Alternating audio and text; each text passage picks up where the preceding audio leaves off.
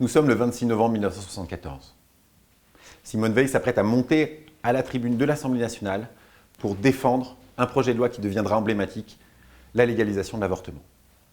En 1974, l'avortement en France, c'est 300 000 avortements clandestins, 300 morts et surtout un cadre pénal particulièrement répressif. Valéry Giscard d'Estaing, élu à la présidence de la République le 27 mai 1974, a décidé de s'attaquer à ce problème de santé publique.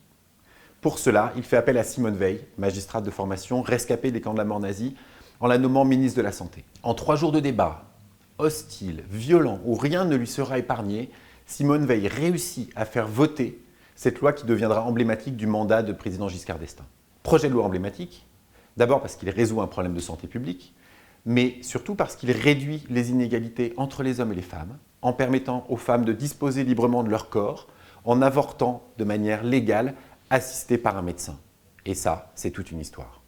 De cette histoire d'hier, retenons 3 leçons pour aujourd'hui. D'abord, Simone Veil arrive extrêmement bien préparée face à une assemblée qui est composée à 97% d'hommes et en majorité hostile. Vis-à-vis des personnes, il s'agit de cartographier les acteurs. Quels sont les alliés? Comment les fédérer et augmenter leur pouvoir d'influence?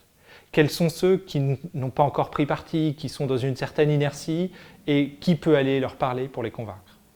Quels sont les partisans qui ne sont pas forcément contre le projet, mais contre le gouvernement ou contre ma personne? Et qu'est-ce qu'on peut faire pour éventuellement les ramener à la cause? Et puis finalement, quels sont aussi les opposants radicaux avec lesquels il ne s'agit pas de perdre du temps, puisque rien ne pourra les ramener dans la cause.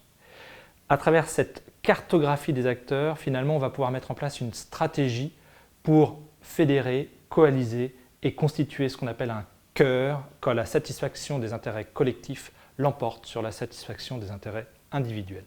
En ce qui concerne le problème, Simone Veil va définir et s'appuyer sur un objectif commun, partagé, qui dépasse les clivages.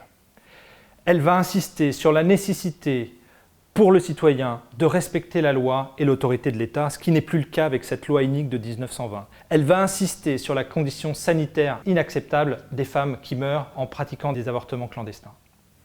Et progressivement, comme Henri Fonda dans 12 hommes en colère, quelque part, elle va retourner littéralement toute l'Assemblée nationale par la consistance de son argumentation et par la congruence de sa posture, puisqu'on voit bien qu'elle est complètement alignée entre ce qu'elle pense, ce qu'elle ressent et ce qu'elle dit. Troisièmement, sur le processus, Simone Veil ne va pas négliger aussi ce que l'on appelle les négociations de couloir, le corridoring.